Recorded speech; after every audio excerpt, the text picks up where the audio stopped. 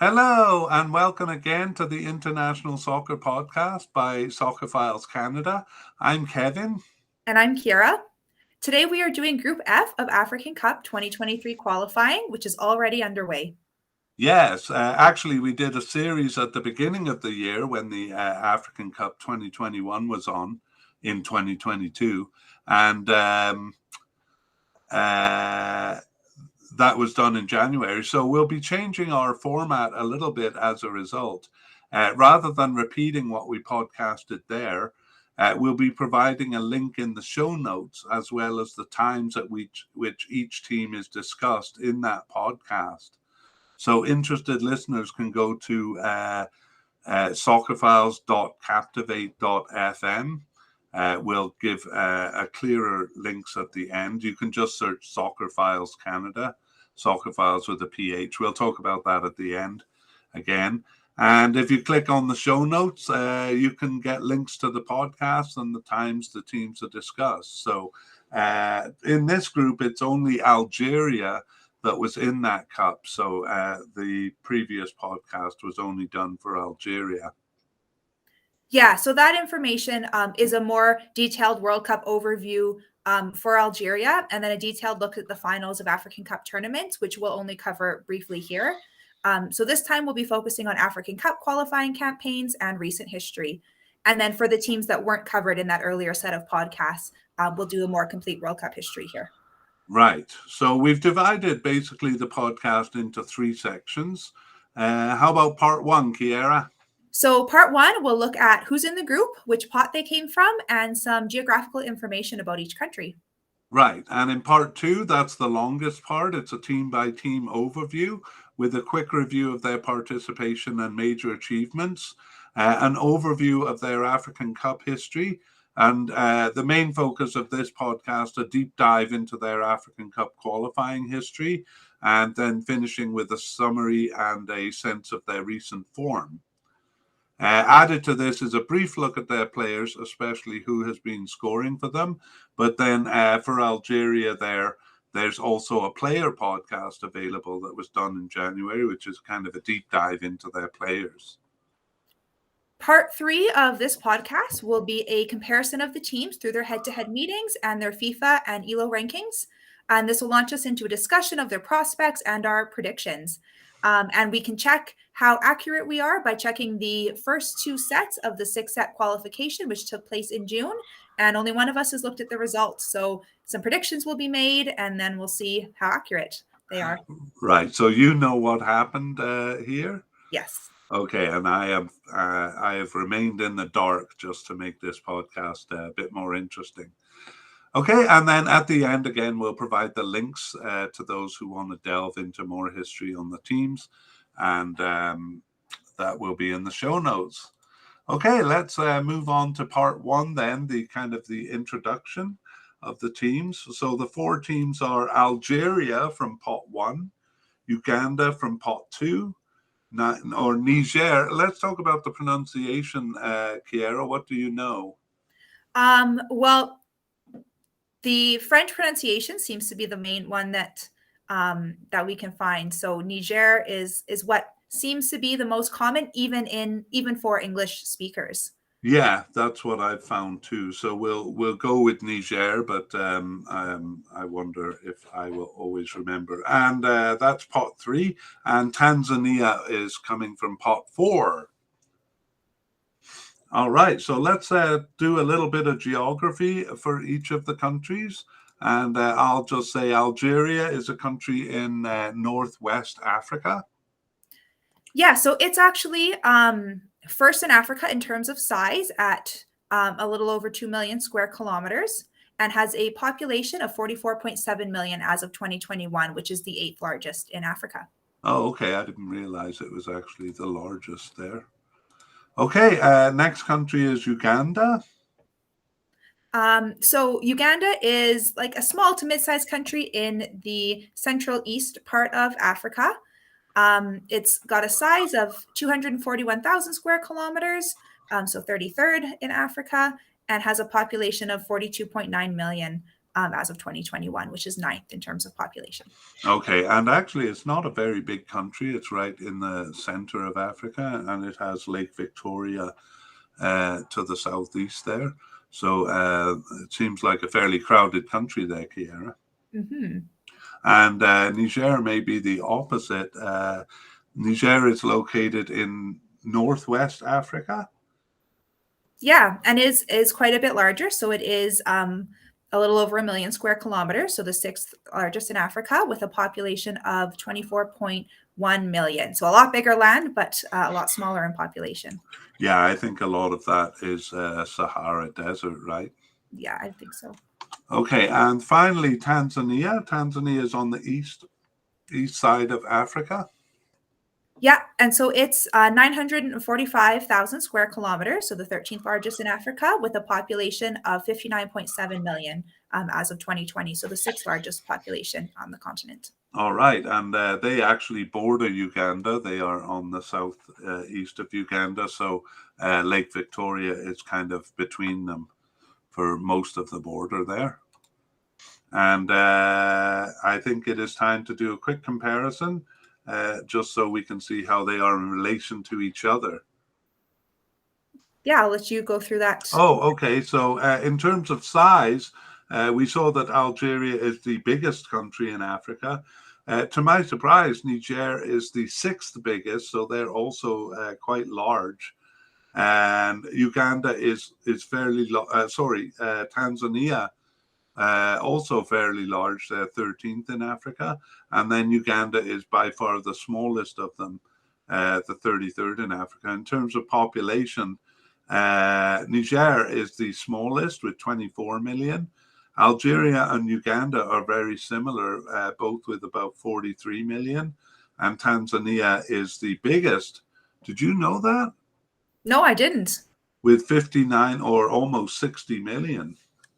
Yeah, that's more than I realized. Yeah, I always knew they're kind of a larger country than their reputation.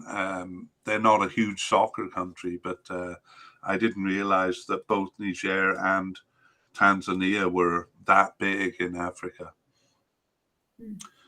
Okay, well, that's it for the geography section, and we're going to move on to part 2, the team-by-team overview. And we begin with a nickname. How about Algeria? So Algeria has a few nicknames. They're known as the Desert Foxes or the Fennec Foxes.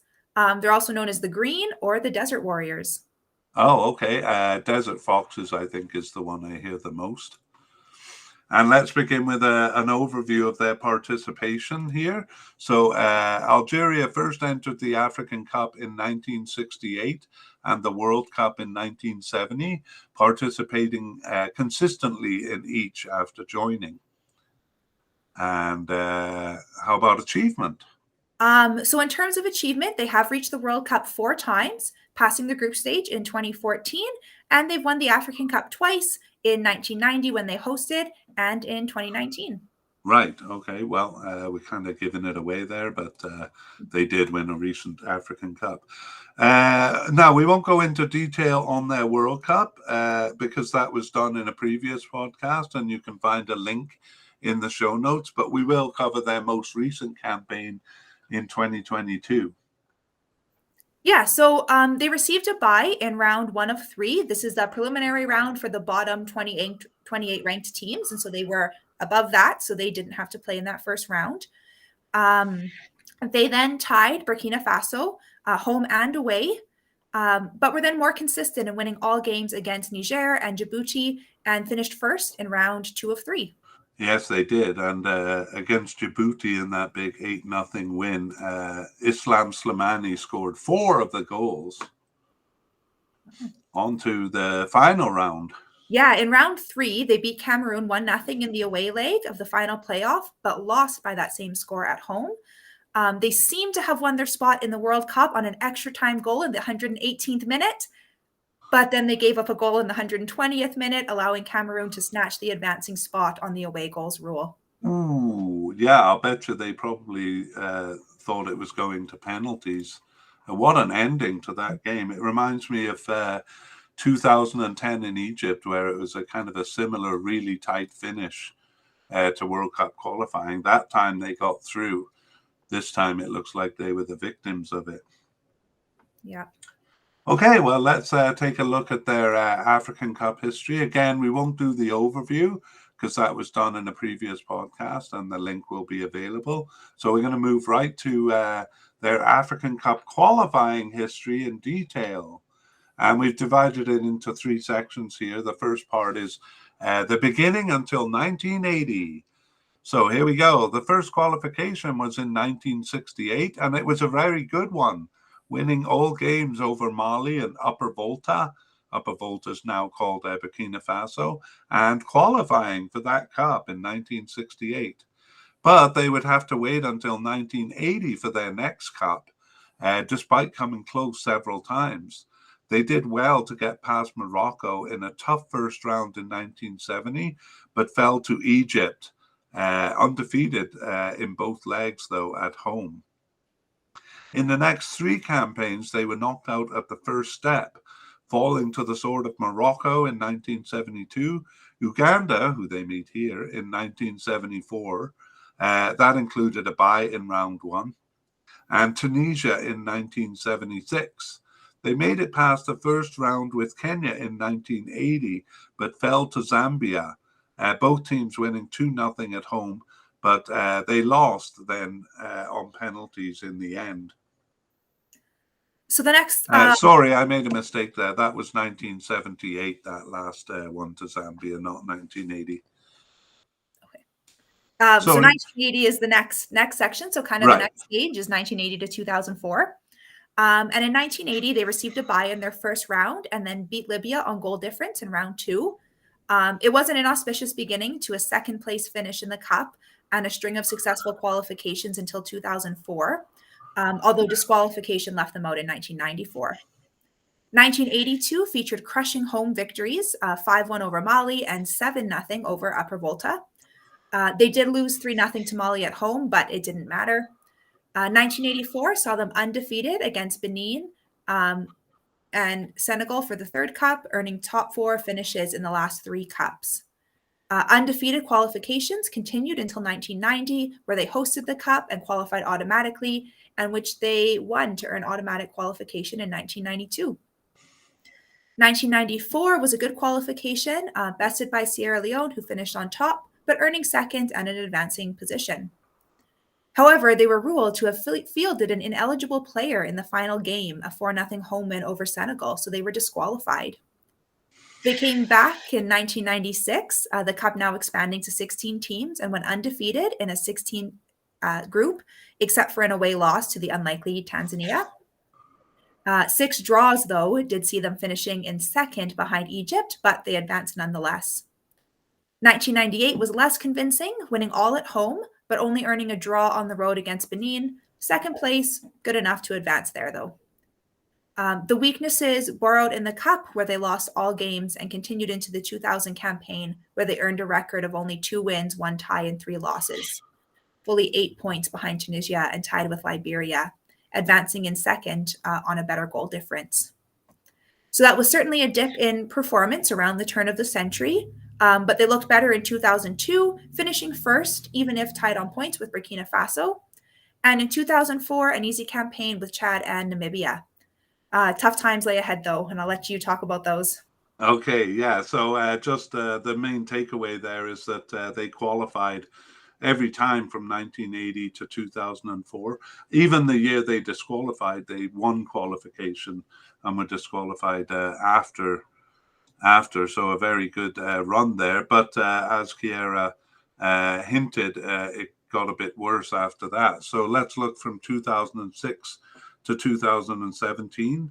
2006 was a ghastly World Cup campaign, finishing 5th of 6th in their group, behind Zimbabwe and Gabon.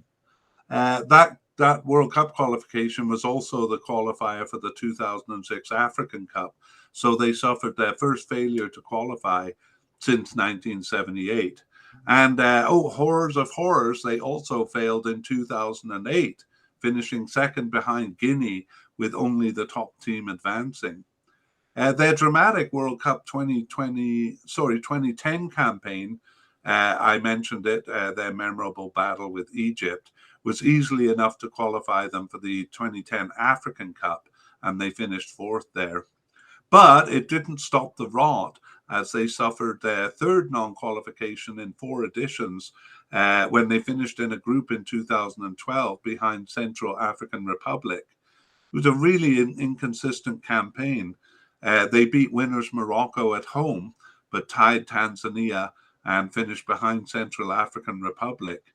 A feeble team, actually, but temporarily turned giant slayers because they beat out Algeria here and would go on to knock Egypt out of a preliminary round in the 2013 Cup. Algeria lost to them in the away leg here. Algeria won all qualifying games in Gambia over Libya in the 2013 qualifying. That cup was kind of famous for being a very quick qualification where they just did a couple of quick knockout rounds. And Algeria reached the 2013 Cup, but they were poor in the actual Cup. However, they rediscovered their form in 2015, suffering only a loss in Mali that year, and a tie in Ethiopia in 2017 meant they finished first in both of those years. Let's see if they kept up this form in 2019. So in 2019, they had an unconvincing qualification, tying third place Gambia twice on an injury time goal in the home leg and losing away to second place Benin. Nevertheless, they finished first in the qualifying group, beating a weakening Togo twice. Yeah, Benin held on to a single goal, just scored 15 minutes in, and they beat Algeria. Even though they got a red card at 54, so a good result for Benin at home there. Mm-hmm. If we move to the group stage, they were far more convincing, where they beat Kenya and Senegal, allowing them to field a B team to beat Tanzania and finish first in the group stage. With a seemingly impenetrable defense, they finished first in the group stage ahead of top-seeded Senegal. They beat Guinea in the round of 16, and then in the quarterfinal, beat Ivory Coast on penalties. They beat Nigeria in the semis, and then in the final, Senegal on a single goal at 2 minutes to win their second title. Right. So actually, both of the finalists there coming from the same group, which was bad luck for Kenya and Tanzania, who were grouped with them. Let's see if they were able to keep up that winning form in 2021. So in 2021, they had a consistent and comfortable qualification, suffering only ties in second place Zimbabwe and third place Zambia. They won both games against Botswana to finish a distant first in the qualifying group. The tournament, however, was a disaster, beginning with a draw against the weak Sierra Leone. It got worse from there, losing to Equatorial Guinea and then to Ivory Coast, where 3-0 down, their only goal of the tournament was a consolation at the 73rd minute. Wow, pretty bad follow-up to their title win, and actually kind of brings a question mark into this qualification. Hey, yeah, I would say so. All right, let's take a look at some of their key players. Yeah, the two that are standing out to me as their top goal scorers are Riyad Mahrez and Baghdad Bounedjah. Bounedjah. There we go. Yeah. What do you see? Yeah, they have so many players. We mentioned Islam Slimani, who scored 4 goals against Djibouti, and Sofiane Feghouli is another big scorer. They really have talent all over the field. I should say that their really experienced goalie, Reyes Mboli, may be retired. He did play in the African Cup, but he's 36 years old. 36 years old now. On defense, they have Rami Ben-Sebaini, who plays for Borussia Mönchengladbach. He is probably their best known defender. And in the midfield, they have 24-year-old Ismail Benasser, who plays for Milan. But again, they're just filled with talent, especially in the front line there. Another player, Adam Unas, who made an impression on me in 2019, is now with Napoli. And as Kiera mentioned, some of the some of the very well-known names there. Yeah, great, very talented team. So especially disappointing in 2021 with that kind of talent. Yeah. Let's move on to a summary then. In summary, they had two strong periods in the 1980s. The 1980s followed a very weak start over the previous 10 years, but it saw success in both World and African Cups. They were quite flat in the 90s, reaching at best the quarterfinals of the African Cup until 2010, where they started a good, if inconsistent period with success in both cups. It continued only in World Cup play until 2014. They did a good job in the World Cup, but it fell off in 2018. But then they came out of a slump there to win the African Cup final, as we saw. Yeah, inconsistency seems to be their defining feature, especially in these past 10 years. The World Cup success in 2010 and 2014, as you mentioned, was only reflected by a slight rise in the African Cup performance in 2010. But while they impressed on the world stage in 2014, they remained blasé in the African Cup play. Conversely, with a terrible World Cup campaign in 2018, it was followed by that 2019 Africa Cup win, which itself was followed by a hide your face group last place finish in 2021. So it's hard to know which version of Algeria to expect going forward. Yeah, I mean, when we get into the analysis, we'll see they should easily be winning this group, but flops like that in 2018 and 2021 make them seem a bit vulnerable, even against weaker teams. Mm-hmm. All right, well, that concludes our look at Algeria, and we are going to move on to Uganda here. And what about a nickname? So their nickname is the Cranes, which comes from the bird that appears on their flag. So it does. All right. Well, we'll start with their participation and achievements over the years. So, Uganda is a senior team in Africa, entering their first African Cup in 1962, although it took until 1978 to join their first World Cup.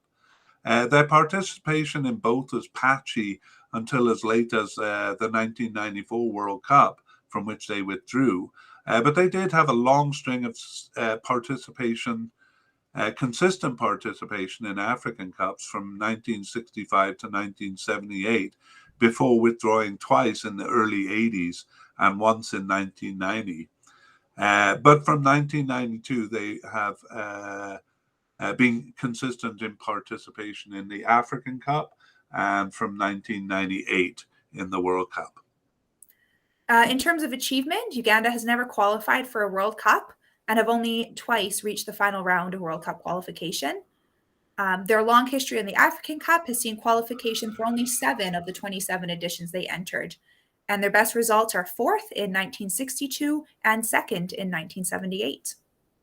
That's right. Okay, well, we are going to look in at their World Cup and African Cup overviews since they weren't covered when we did the African Cup earlier this year. So we'll begin with a kind of an overview of their World Cup.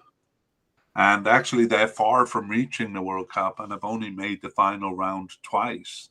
The first was in 2006, where they finished last in the 16 group. Before that, they had fallen in the first round about half the time. Most recently in 2010, a group stage where they finished third behind Benin and Angola. 2014 was better, finishing ahead of Angola this time, but well behind Senegal. And 2018 saw them not only reaching the final round, but proving very competitive with Egypt and Ghana. They finished second in between them, though 4 points behind Egypt in the end, Egypt advancing to the World Cup there. Let's take a look at their most recent campaign following that good one in 2018. Yeah, so their 2022 World Cup qualifying, they received a bye in round 1 of 3, which was that preliminary round. So they were not one of the bottom 28 ranked teams. They were bested by group winner Mali and were embroiled in a fight in the middle, tying Kenya twice. They had no problem with Rwanda, who they beat twice to finish a distant second in round 2 of 3. Yes, okay, and so not as impressive as 2018, but pretty competitive there. But Mali proving better. Let's take a look at the African Cup history first with an overview. So they took fourth place in the 1962 African Cup, which was no great feat since there were only 4 teams involved in the Cup. They reached the tournament 4 times after that, including 3 times in a row from 1974 to 1978.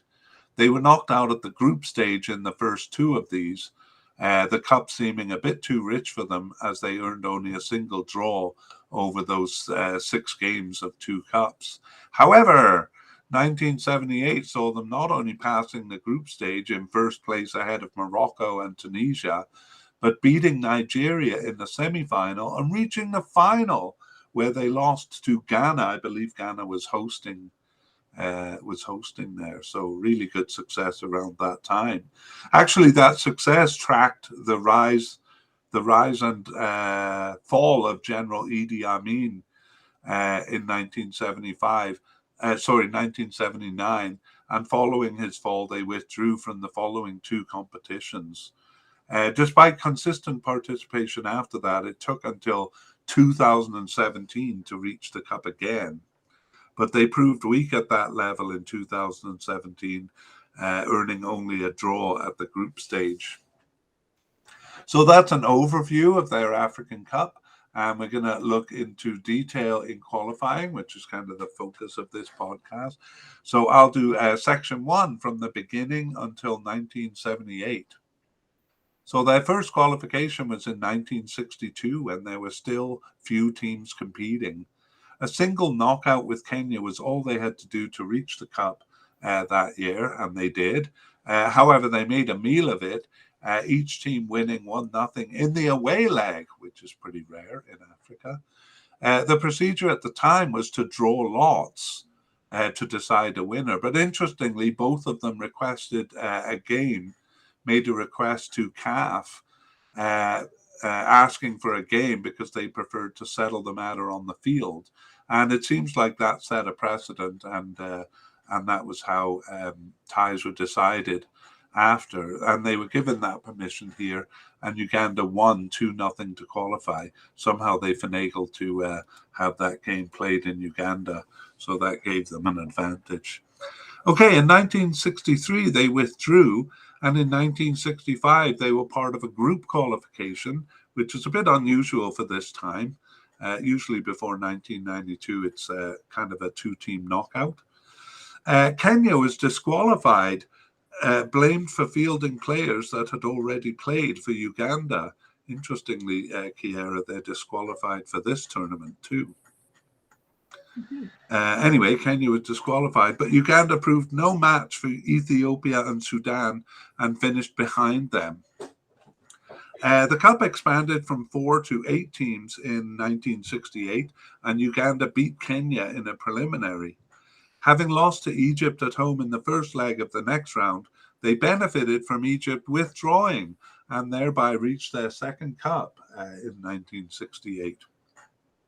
They proved weak in the following 2 campaigns, earning only a draw over 2 round sets with Cameroon and Nigeria.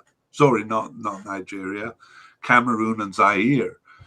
But in 1974, they reached the Cup, winning a series of knockout rounds over Somalia, Kenya, and even Algeria. They beat out Mauritius and Zambia in the following Cup to make 1976 their 4th appearance. And in what became definable as a good period, they needed only to beat Ethiopia to reach the Cup in 1978. And they did so, earning their 3rd Cup in a row and their best result, as we mentioned, with a 2nd place finish. All right, that's the early years, and Kiera is going to take us from 1980 to 2000. Yeah, so that strong period that Kevin talked about ended abruptly when they withdrew from the next 2 cups, and they would not qualify again until 2017. 1984 saw them win a preliminary over Tanzania, but lose on away goals to Madagascar. Tanzania, however, defeated them in 1986, both teams winning away. And Cameroon ousted them in 1988, and then they withdrew in 1990. In 1992, group qualification began as the cup expanded to 12 teams. A third place finish left them well short, despite going undefeated at home. 1994 was closer as their only loss was in Nigeria, but second place was not good enough. It would have been in 1996 with the cup expanding to 16 teams, and they went undefeated through a 16 qualification group, only to finish third behind Egypt and Algeria, tying the latter home and away. 1998 was a disappointing loss to Ethiopia in a preliminary round, tying both legs and going out on penalties. All right, so no qualifications in that period and a fairly weak period, but with a couple of competitive campaigns. Let's see if they did better from 2000 to 2017. So they passed a preliminary over Rwanda in 2000, but finished last behind Liberia. Weak performances continued, earning only a single draw in 2002 and losing twice to Togo. 2004 was better, though, as they bested Ghana, only to finish second behind the weak Rwanda. Their last place finish in the 2006 World Cup qualifying campaign excluded them from the African Cup that year because it was the qualifier. And the same qualifying procedure in 2010 also left them short.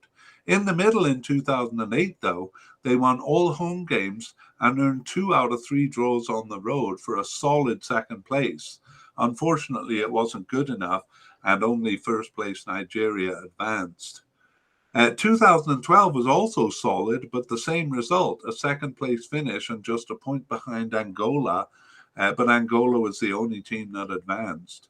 In the quick knockout qualification that was 2013, they came back from a 3-1 defeat in Congo to win 4-0 at home and advanced to a third round where they and Zambia shared 1-0 home wins.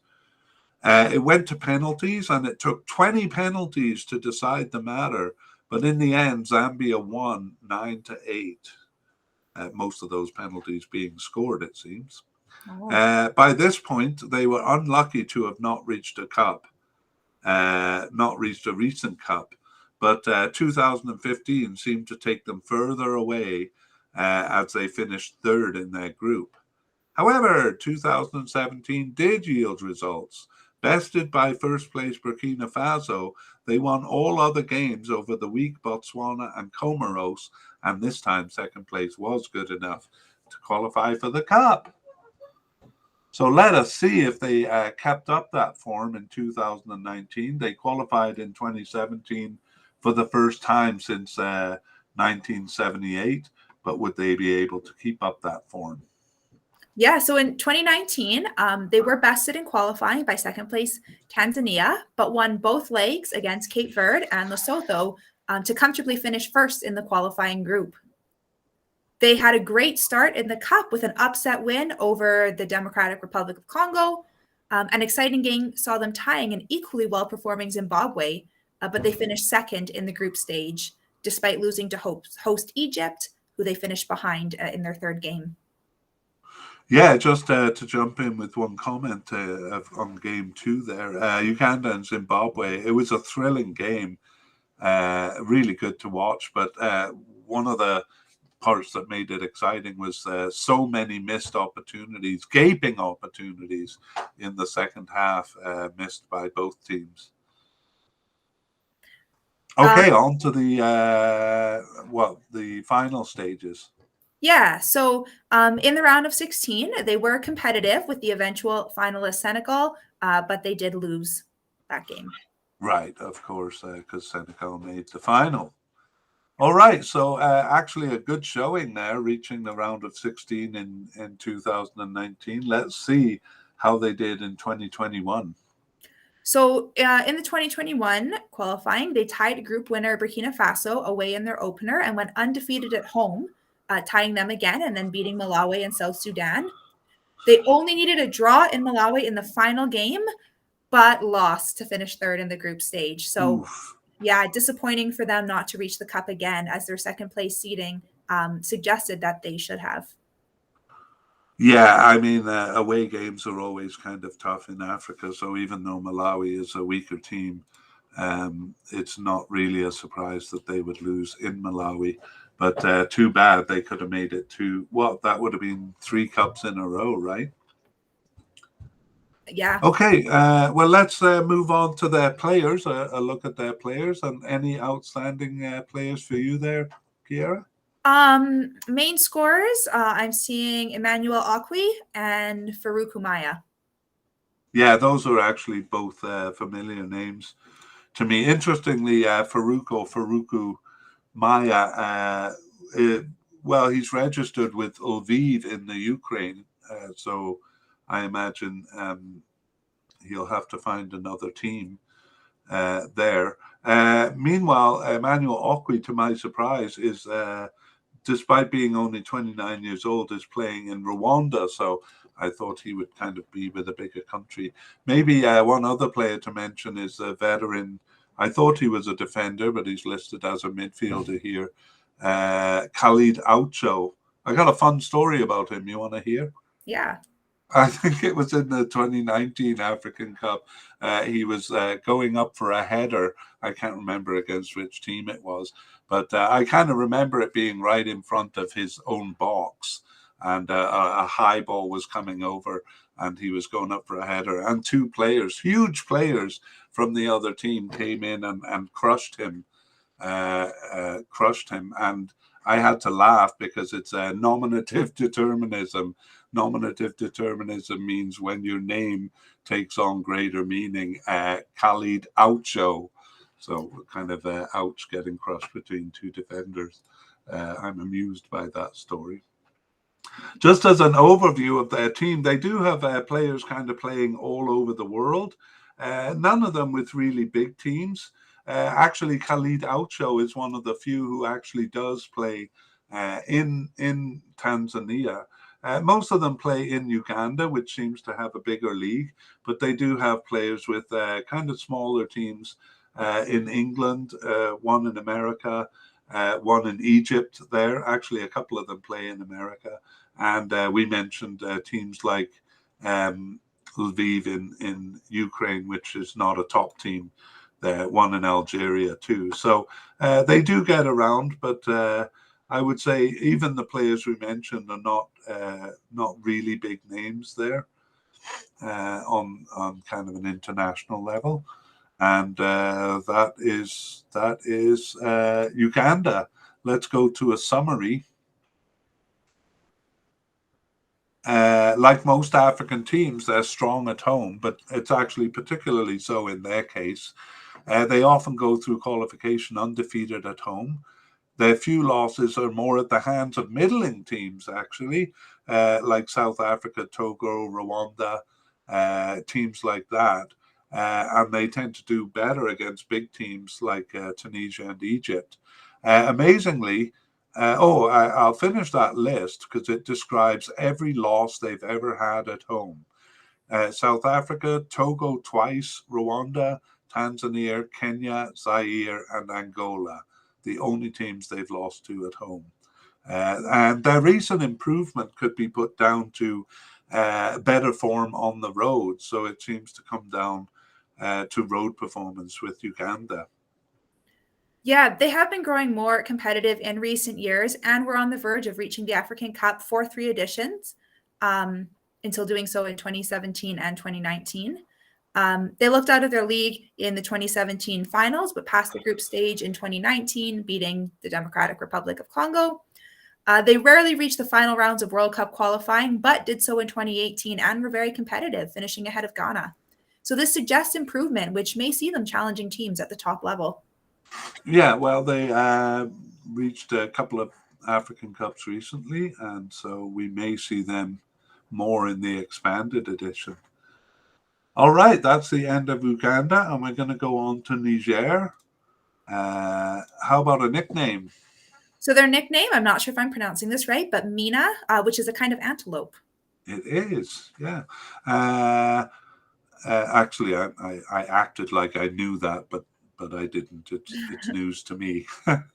Okay, let's take a look at the participation and achievements. Niger began qualification for the African Cup in 1970 and the World Cup in 1978. Their participation was very patchy from then until 2004, only entering about half the time. However, since 2004, they've participated consistently in both cups. In terms of achievement, they have never reached the World Cup and truthfully have never come really close. That was true of the African Cup until two surprising qualifications in a row in 2012 and 2013, although they didn't pass the group stage in either tournament. Right. Okay. Well, we did not cover Niger in earlier this year for the African Cup, so we are going to take an overview of their World Cup and their African Cup before looking at qualification in detail. So, for the World Cup, their most competitive qualification was in 1982, where they beat Somalia and Togo to reach the third of 4 rounds of qualification. They lost to Algeria at that stage, but they did win the home leg. 1994 was also a good year, tying Ivory Coast at home and finishing just a point behind them, although that was in round 1 of 2, so they didn't make the final round. Otherwise, they've collected some decent results at home. Teams like the Ivory Coast and Uganda, but it's not consistent, and they are far from being a fortress like we said Uganda was. They've never reached the final round of qualification. Let's see if they managed in 2022. So in 2022, they did receive a bye in the first round. So they were not one of the bottom 28 ranked teams required to play in that preliminary knockout round. They managed to draw in Burkina Faso to spoil their campaign, but otherwise performed as expected, losing both to Algeria and winning both over Djibouti to finish third in round 2 of 3. All right, and one of their forwards, Victorian Adebayor, scored a hat-trick in their 7-2 thumping of Djibouti. It looks like opposing teams kind of fill up their boots against Djibouti. I didn't intend to make a pun there. Okay, let's go on to the African Cup overview. And their African Cup record is better. For most of their history, that just means competitive campaigns because there's not much chance of them passing. They seemed to be improving in the early 1990s until a withdrawal in 1996 set them back. 2004 and 2012 were good years, winning at home. It was not good enough for qualification in the first instance, but it was in the second in 2012.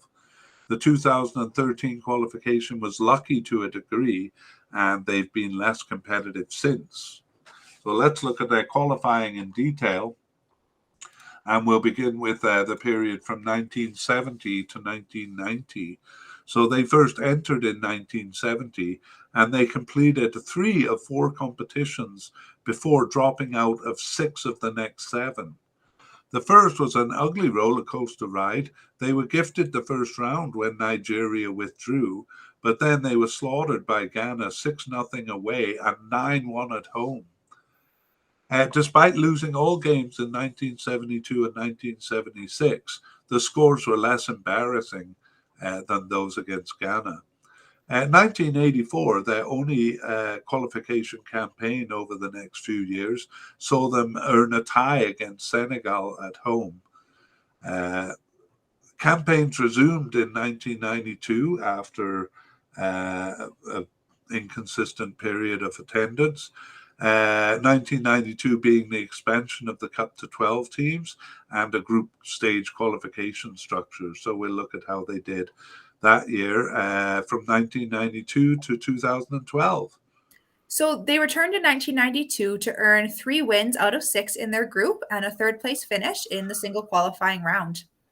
1994 was also competitive, featuring a home draw with Cameroon, but they did not enter in 1996 and were disqualified in 1998. It's only from 2000 that they entered consistently, losing knockout rounds to Liberia in 2000 and Ivory Coast in 2002. 2004 saw them winning all games at home, including over group winner Guinea. It yielded second place, which was not an advancing position. The following qualifications were weak, but 2012 saw a big change in their fortunes. All right, so we'll cover now 2012 to 2017. And 2012 saw them again winning all home games and losing all away for a second place finish. But this time, it yielded an unlikely first place finish over South Africa and last place Egypt. Last place Egypt. Did we say that correctly? Yes, we did.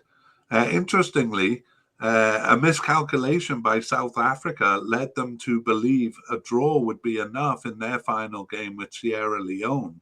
And they earned that draw only to find themselves in second place. After lodging an appeal, South Africa appealed that the rules were not clear. They eventually admitted that it was their mistake. So a very interesting 2012 campaign where they won over South Africa and Egypt. Qualification in 2013 was arguably unfair, but it worked to their advantage. Teams participating in the 2012 World Cup received a bye to the third round of qualifying, which was the final round. Niger did well to beat Guinea in that third round and reach the cup once again. Ranked in the top 21 in Africa after those two cups, they also received byes in round 1 and 2 of 2015 qualification. The third round there, however, was a group stage, and they earned only 3 draws and finished last. And the resultant performance was similar in 2017, a last place finish in the group stage. So, yeah, they seem to have risen up and fallen down. Let's see how they did in 2019. So in 2019, they bested Eswatini, who changed their name from Swaziland during that campaign. And they snatched a draw at home to Egypt in the last game to finish third in the qualifying group. They lost twice to group winners, Tunisia. Okay, kind of re-haunting Egypt there. Yeah. Must have brought back bad memories for Egypt. Okay, so somewhat competitive there, but not successful. How about 2021?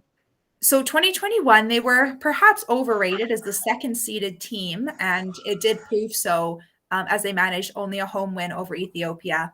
And in the last game, a draw in Madagascar, who finished third.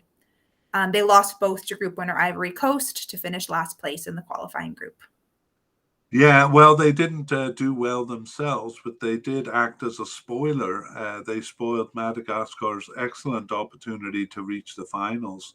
Madagascar only needed a home win over Niger, and they had one away. They had one away 6-2, but Niger managed a draw with them in Madagascar in the final leg, and that condemned Madagascar to third place behind Ethiopia, so creating maybe a bit of rivalry there. Okay, well, we'll take a quick look at the players of Niger, and anything standing out to you there?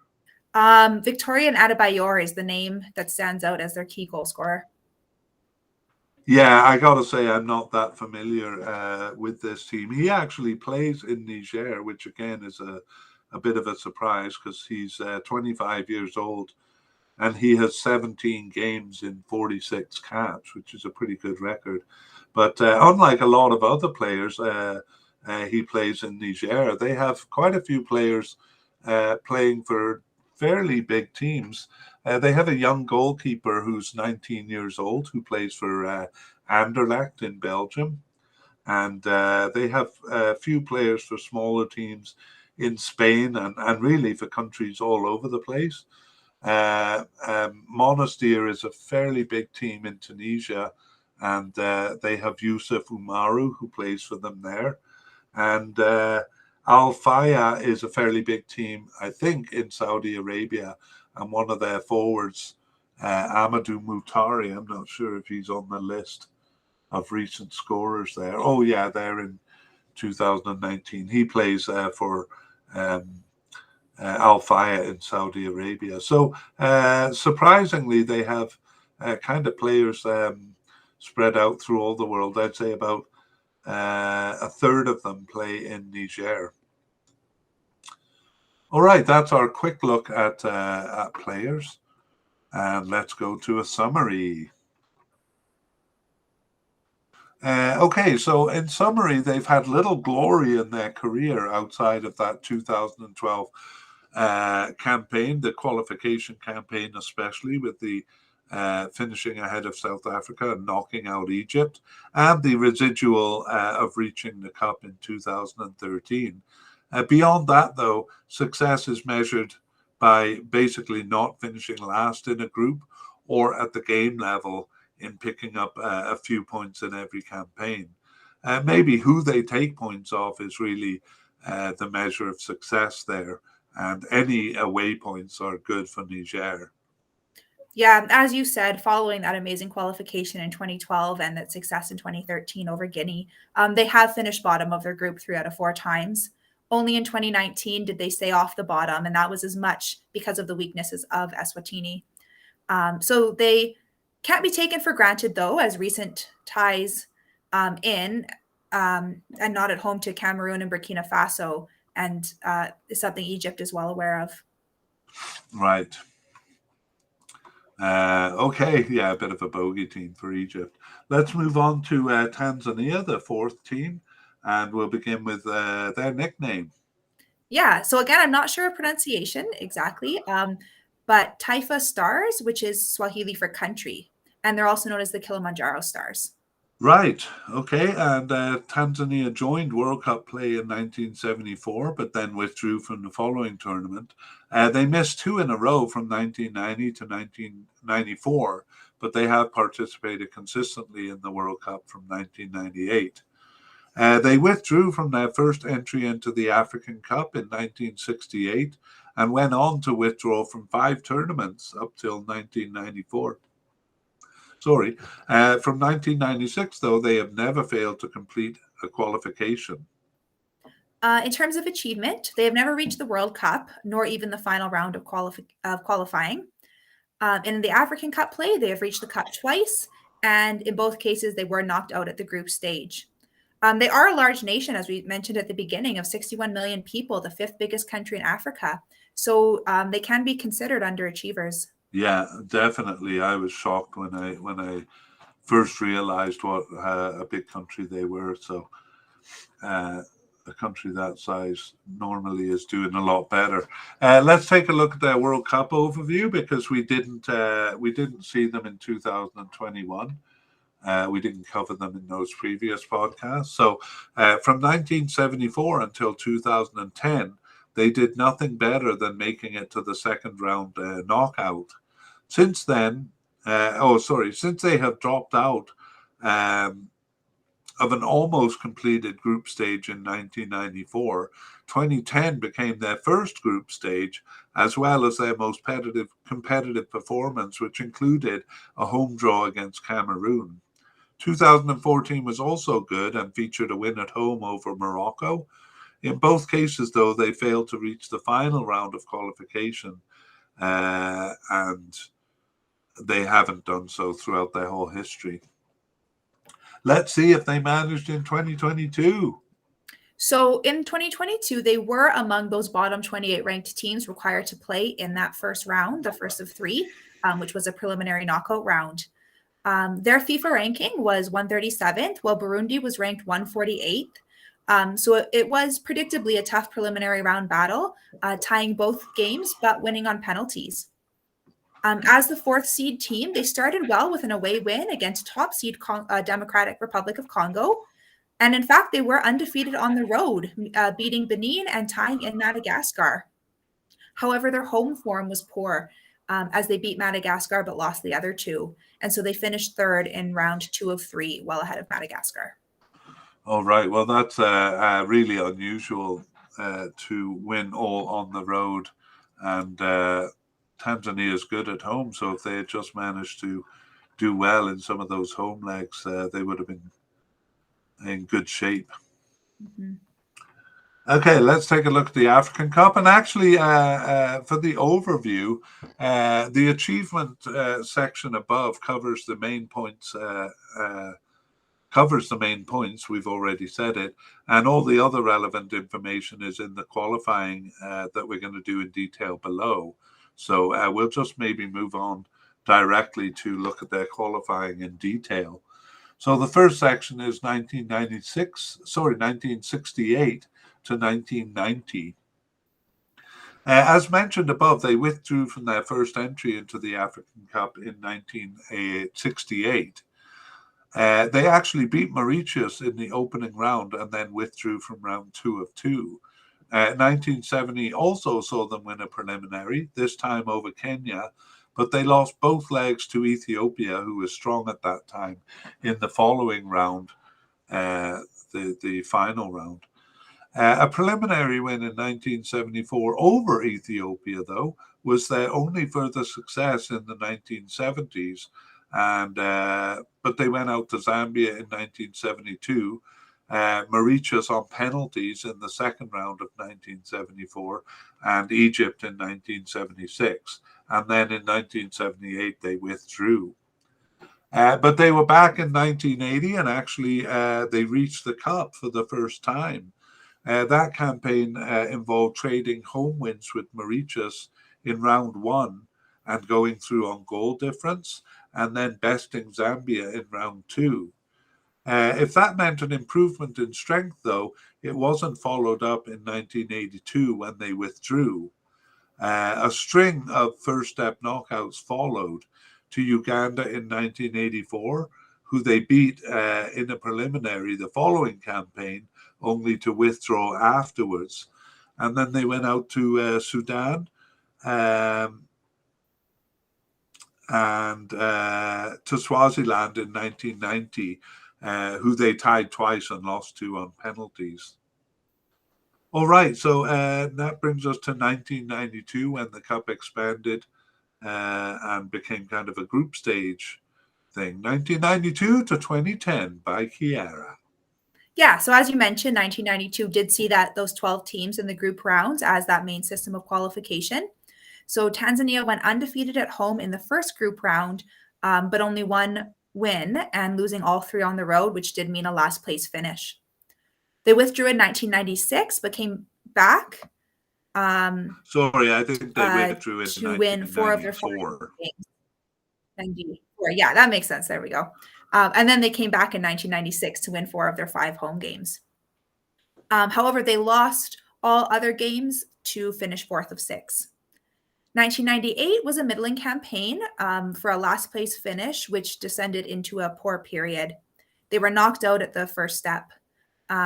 They lost both games to Burundi in 2000 and Mauritius in 2002, and then most games in a group with Benin, Zambia, and Sudan in 2006.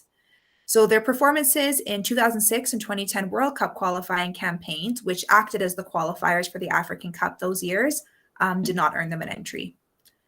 However, in between, they had a competitive campaign for a 3rd place finish in 2008, finishing ahead of Burkina Faso. All right, and the last section is recent times from 2012 to 17. So 2012 was a middling campaign for a last place finish, and the hurried knockout qualification that was 2013 saw them tying Mozambique twice, scoring late in the away leg to push the matter to penalties. That penalty shootout went to 16 shots, with Mozambique winning in the end. 2015 saw them beat Mozambique, though, in the first knockout round, only to lose in the second round. In 2017, they were left to contend with Egypt and Nigeria after Chad, who they had beaten away, withdrew. And among such tough competition as Egypt and Nigeria, they did well to even earn a point, tying Nigeria at home. But of course, they didn't beat those guys at the campaign level.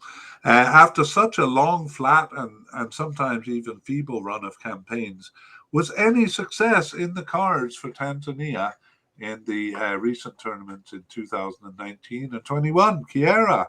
Well, 2019 was a peculiar qualifying campaign that saw them best group winners Uganda, but then were in turn bested by the ostensibly weak Lesotho.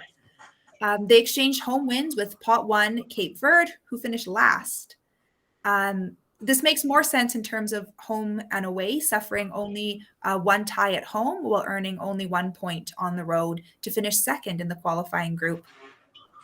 In the tournament, they were completely dominated by eventual finalist Senegal, but were unlucky in their narrow loss to Kenya.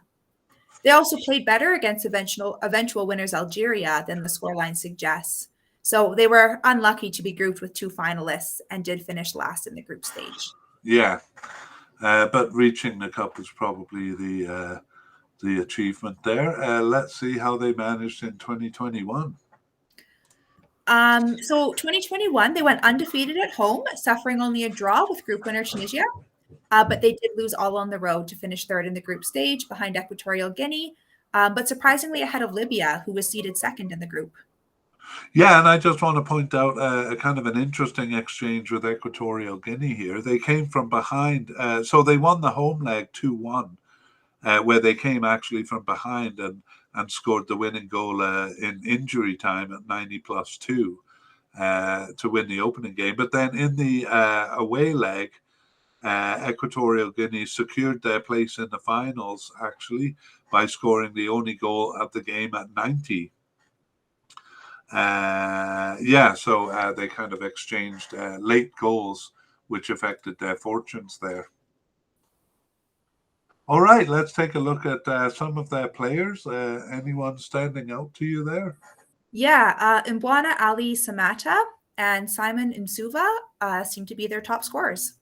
Yeah, Samata joined, I think it was Aston Villa for a while. He was kind of good in that 2019 Cup. I wonder if that influenced him, but he's since kind of moved on to a smaller team in Belgium. But he, in terms of club affiliation, was probably their biggest player.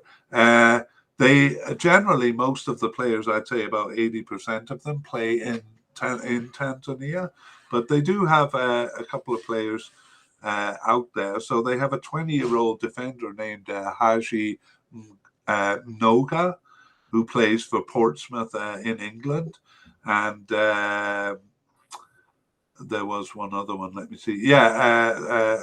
Simon Nsuva. Did you mention him?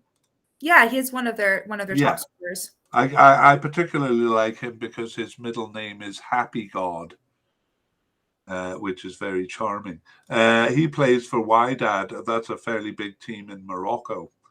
And another for Genk in Belgium, a 19-year-old who really has just joined the team, named Kelvin John. Otherwise, most of them play in Tanzania, where Azam and Young Africans are the biggest teams. Okay, let's move on to a summary. So they're a disappointing team given the size of their country. They're bigger than Uganda and Kenya and Mozambique, but they're weaker than all of those countries. And they really haven't had a strong period to speak of. Even their African Cup entries in 1980 and 2019 kind of seemed to come out of nowhere rather than emerging from a period of strength. So at the best, they turn in middling and maybe competitive performance in their better years, but they do suffer much longer streaks of feeble campaigns. Recent years is actually probably their best period, being somewhat competitive, but it's not really much to cheer about so far. Yeah, those recent campaigns are more competitive than their historical average. They were undefeated at home in 2019 and 2021, but earned only a single draw away over the two campaigns. So that proved enough to get them into the 2019 Cup, but it probably wouldn't have been had the Cup not expanded. And then conversely, 2018 saw them undefeated on the road, but then losing 2 of 3 at home. Right, and that I guess juxtaposition of their 2018 success on the road and 2019 and 21 success at home makes it a bit difficult to pin them down in recent years. Let's take a look now. We move on to part 3. So we're edging towards looking at how they've done so far. But we're going to look at the rankings and head-to-head records first. And how about the rankings, Kiera? So Algeria does come from pot one, and they are ranked 44th with both FIFA and ELO rankings. Yeah, that's right. And that's actually down from 26th in December 2021. They were 26th in the ELO rankings. But they're all over the place, really. Before in 2019, they were 68th in FIFA, and in December 2014, they were 18th in FIFA. And the ELO rankings are kind of similar, not so extreme, but it does kind of show how up and down they've been. I mean, to put a point on it, in June 2008, in both ranking systems, they were below 100. So a pretty inconsistent team there. How about Uganda? So Uganda is the pot two team, and they are ranked 86th in FIFA rankings and 96th in ELO. Yeah, and they've pretty much always been in that range. They did dip below 100 in ELO rankings in 2018, but they were also up as high as 63rd in 2011. But they don't sway around as much as Algeria. How about Niger? So Niger is the pot three team, ranked 116th in FIFA, but 150th by ELO. Right, and actually 150th is the lowest they've ever been. In ELO, they're usually around 130th, and they have reached up to as high as 118th in 2011. But yeah, they'll be looking to kind of improve their ranking. Okay, and last is Tanzania. Yep, our pot four team is ranked 130th by FIFA and 128th in ELO rankings. Yeah, right. And they've always kind of been in that range of around 110 to 130. So no surprise there. They did break 100 in the FIFA rankings in 2008, making it up to 99th. But otherwise, they've always been below 100. Okay, so there's quite a bit of range between them, about 40 points. 40 points between Uganda and Algeria, and then about 30 points between the other three teams in the FIFA rankings. However, in the ELO rankings, Tanzania is actually about 30 points ahead of Niger, well ahead. And so by that, by ELO rankings, it looks like it would be Tanzania as the pot three team and Niger as the pot four team. And though we're going to do head-to-head before discussions, I'm going to kind of argue that that's right. Like Tanzania seems more like the pot three team, and Niger more like the pot four team. But let's take a look at head-to-head first, beginning with Algeria's record against Uganda. Yeah, so the record there is 2 wins, 3 ties, and 2 losses. Wow, that is surprising. So they're dead even. There. They last played though in the 2000 African Cup, so that record is a bit stale. Nevertheless, it's pretty interesting. How about Algeria versus Niger? So Algeria does have the strong winning record there with 5 wins, no ties, and 1 loss. Right, and no surprise there. Most relevantly, they played in 2022 World Cup qualifying there, and they had 2 big wins, 6-1 and 4-0 over Niger. So we can guess they won't have much trouble with Niger here. Algeria versus Tanzania. Again, Algeria has come off the stronger of the 2 with 3 wins, 3 ties, and 1 loss. Okay, well, 3 ties is pretty good there for Tanzania, so maybe they will be able to get something off Algeria, probably at home. Although they did tie them in Algeria in 2012.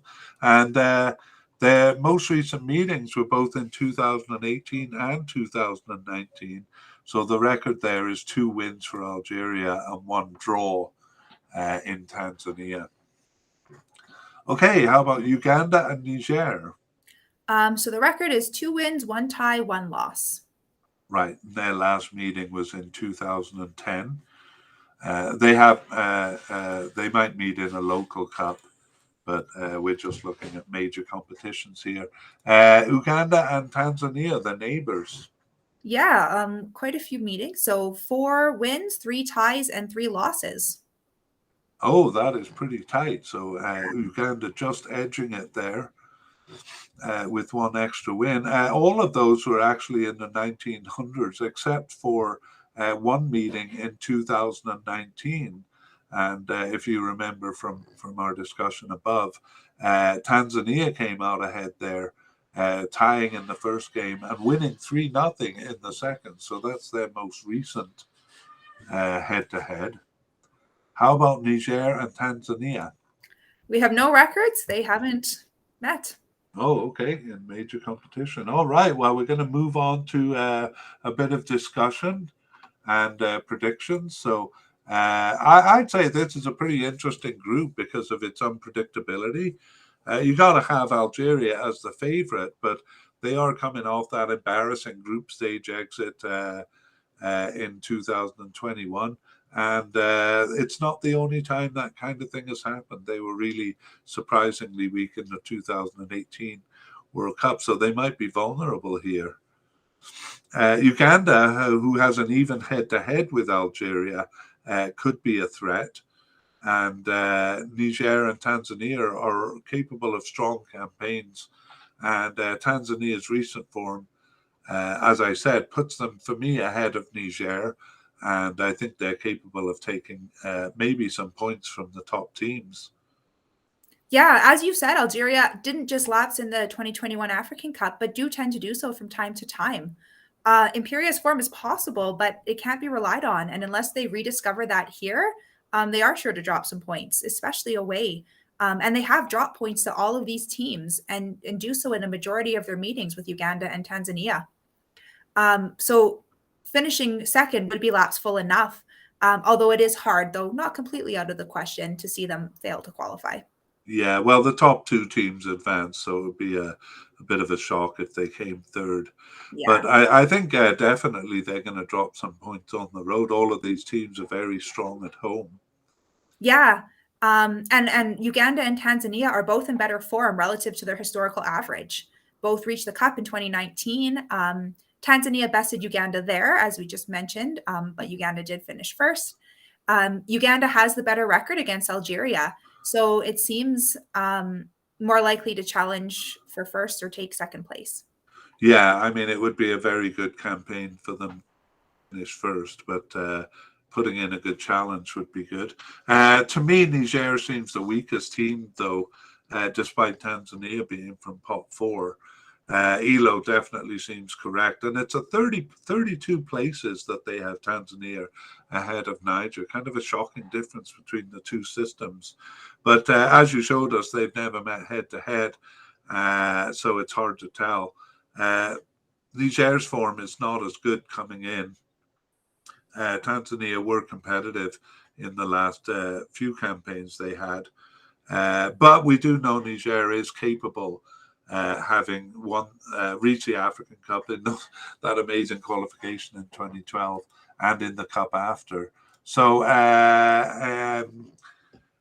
what's your impression, Kiera? Do you have a prediction? Give it to us straight. What do you say is going to happen?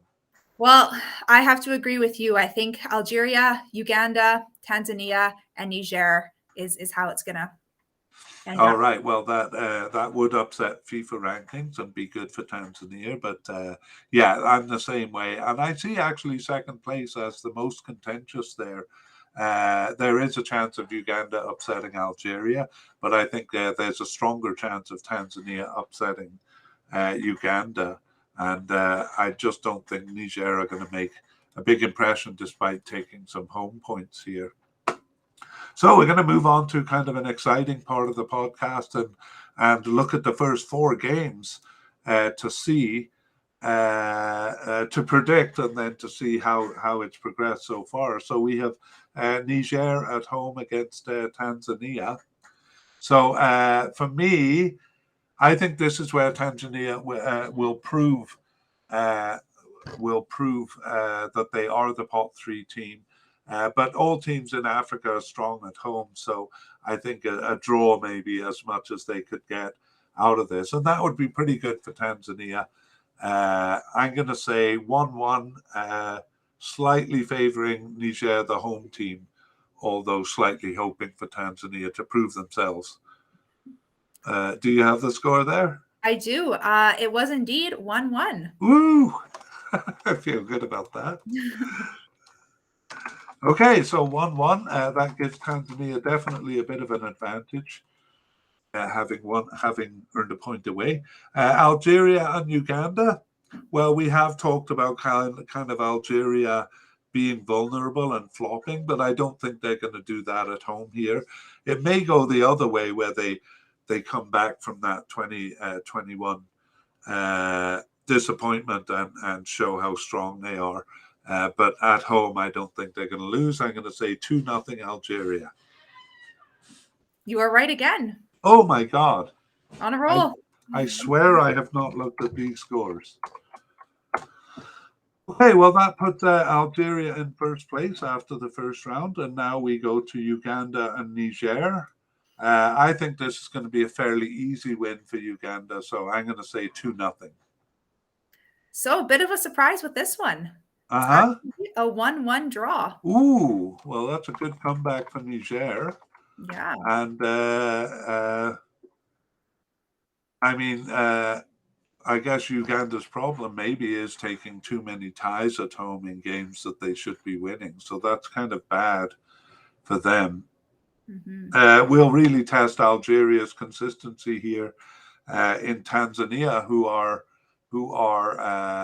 strong at home. So I think probably the odds makers would have Algeria winning this one, but their historical record actually, Tanzania, I think they've taken points more than being beaten. So I'm going to say 1-1 here, and I'm even going to be as bold as to favor Tanzania slightly.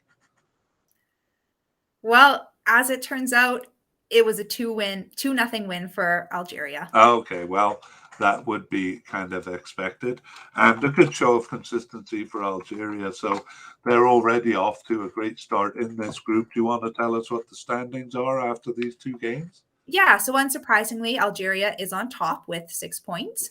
But what neither of us would have predicted is Niger is currently in second with 2 points from their two ties. Interesting. I may have misjudged Niger there. I mean, actually, when I first looked at the group, I kind of thought the three were fairly even.